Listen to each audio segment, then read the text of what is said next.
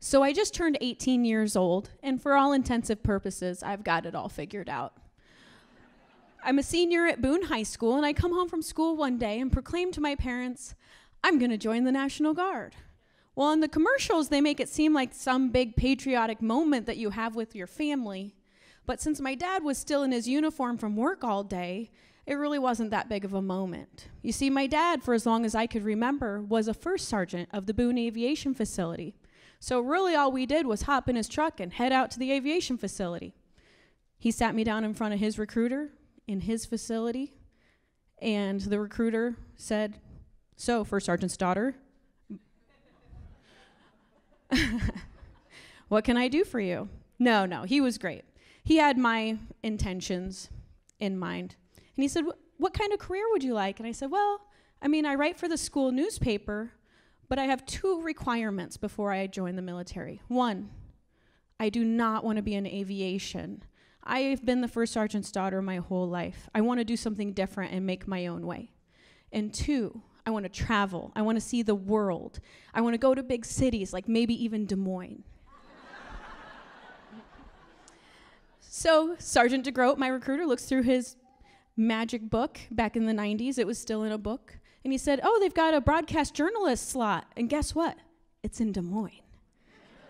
I said, sign me up for that one. So Sergeant DeGroat does all the paperwork and slides a piece of paper over to me and says, I need your signature right there. And in my 18-year-old infinite wisdom, I said, what's a signature? He said, don't worry, just write your name in cursive on that dotted line. So I was officially a broadcast journalist in public affairs in Des Moines. Fast forward my life about 10 years. I'm now 28 years old. And for all intensive purposes, I've got it all figured out. I've done 2 deployments. I've done stories of soldiers all over the world. And I'm working on Camp Dodge full-time. And I'm approached by a member of the Gold Star Museum, Mike Vogt, and he said, Sarah, would you be willing to volunteer your time and your video making skills to help me make an exhibit? And I said, well, sure, yeah, I know what I'm doing. I think I can make a video. And he said, I'm going to travel around the state of Iowa and interview survivors of POW camps. So I said, sure, yeah, I'll do this. The next year of my life was pretty life-changing, I'll say that. We traveled around the state, met several POWs who survived World War II, Korea, and Vietnam. They told me of the atrocities of being captive in these places. One stood out particularly in my mind. He was actually one of the first veterans I interviewed. His name's Larry Spencer. Larry lived in was captive in the Hanoi Hilton for 7 years. He told me that the only sunlight he would ever get was through a little slit. It was a little slit in his cell where you could see the outside world. The only way he knew what time of year it was based on what soup they gave him. Because in the morning you would get a piece of bread, and in the evening you would get soup. In the fall, it would be a pumpkin-based soup. And in the summer, it would be a spinach-based soup. And I said, Larry, how did you survive this? I'm just aghast. And he said, Sarah, there's 2 types of people that you can be in prison with. The first one says, we're never going to get out of here. And he's right. Every day but one. And the second one says, every single day, tomorrow's the day we're going to get out of here. And he's wrong. Every day but one.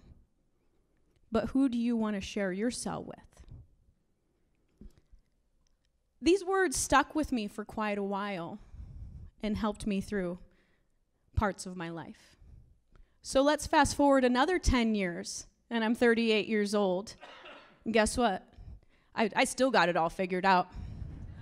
I'm 38, I'm married now, I have 2 kids. I'm not working on Camp Dodge full-time anymore as an active member because I decided to stay home and raise my children.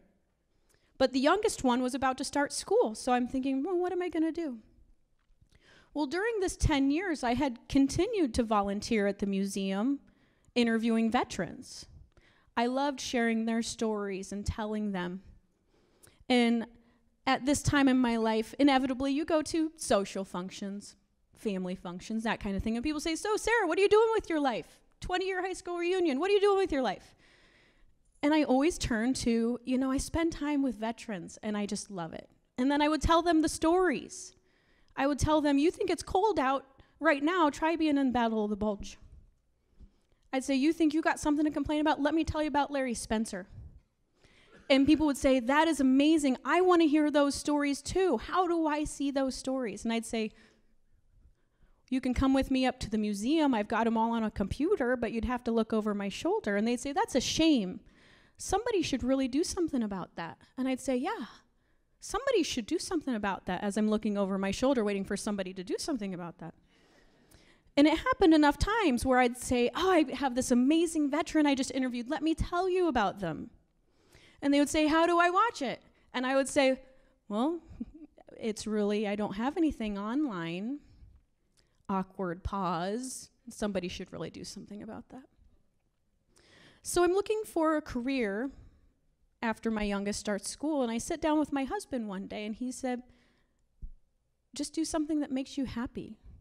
What is it in your life that you have a passion for? And I said, I want to keep telling these veteran stories, and I want to do a good job of it. I want to do it right. And I want to be the person that does something about that. So at age 38, I founded the Iowa Veterans Perspective, which is a nonprofit, which is an organized group, and I go around and I interview veterans. But guess what? They're available online. They're available at the Gold Star Museum. You can see them everywhere. I'm officially sharing the stories. I'm so busy being a nonprofit owner, I'm shaking and moving and doing interviews and all over the place. And I just didn't have an opportunity to really sit down and grasp the magnitude of what I was doing until last Memorial Day.